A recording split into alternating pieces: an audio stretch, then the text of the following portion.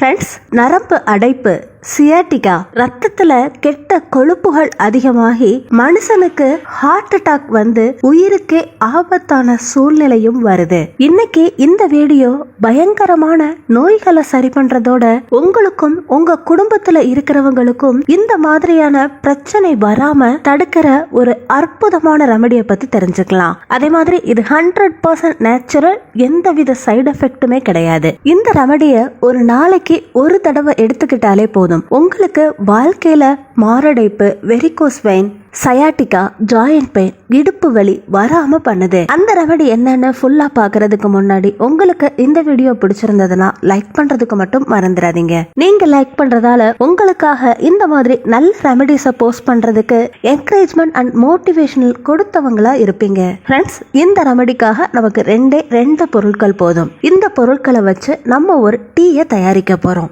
இந்த ரெமடிக்காக நமக்கு முதல்ல தேவைப்படுறது வீடியோல பாக்குறீங்க இல்லையா, பிரியாணி இலை. நரம்புகள்ல இருக்கிற அடைப்புகள் நீக்கிற சக்தி இந்த பிரியாணி இலைக்கு இருக்குதுன்னு ஆயுர்வேதத்துல சொல்றாங்க.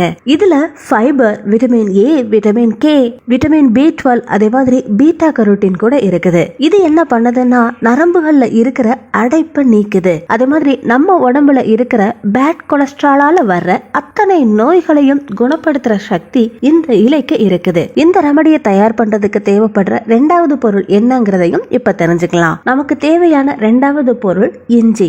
சுமார் 1 இன்ச் அளவுக்கு இஞ்சி இந்த ரெமடிக்காக தேவைப்படுது. இந்த ரெமடிக்காக நம்ம முதல்ல என்ன பண்ணணும்னா ரெண்டு பிரியாணி இலையை பயன்படுத்துறோம். அதை யூஸ் பண்றதுக்கு முன்னாடி தண்ணியில நல்லா வாஷ் பண்ணிக்கோங்க. வாஷ் பண்ணிட்டு இந்த மாதிரி சின்னதா கட் பண்ணி வச்சுக்கோங்க.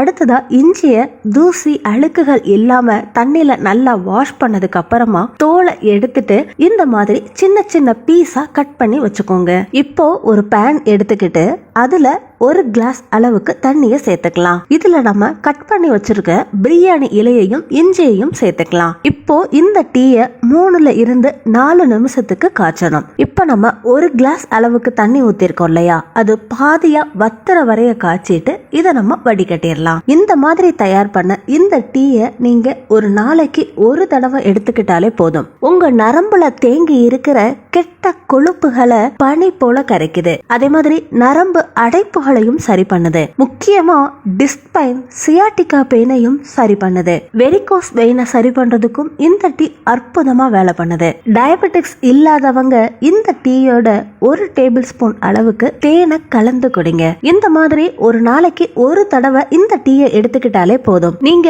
இந்த ரெமடியை ஃபாலோ பண்ணாலே போதும். உங்க உடம்புல இருக்கிற பேட் கொலஸ்ட்ரால் கரையிறதோட அனைத்து விதமான நரம்பு சம்பந்தமான பிரச்சனை, மூட்டு வலி, இடுப்பு வலி, முழங்கால் வலி, நரம்பு தளர்ச்சி, எலும்பு பலகீனம் எல்லாத்தையுமே சரி பண்ண முடியும். இந்த இன்ஃபர்மேட்டிவான வீடியோ எல்லாருக்குமே யூஸ் ஆகும் இல்லையா? இந்த வீடியோ பிடிச்சிருந்தா லைக் பண்றதுக்கு மட்டும் மறந்துடாதீங்க. நீங்க லைக் பண்றதால இந்த வீடியோ நிறைய பேருக்கு ரீச் ஆகும். நம்ம சேனலை இப்பதான் நீங்க ஃபர்ஸ்ட் டைம் பாக்குறீங்கன்னா சப்ஸ்கிரைப் பண்ணி பக்கத்துல இருக்க பெல் ஐகானையும் கிளிக் பண்ணுங்க. அடுத்த ஒரு இன்ட்ரெஸ்டிங்கான யூஸ்ஃபுல்லான வீடியோவோட நான் உங்களை மீட் பண்றேன். Until then, take it, bye.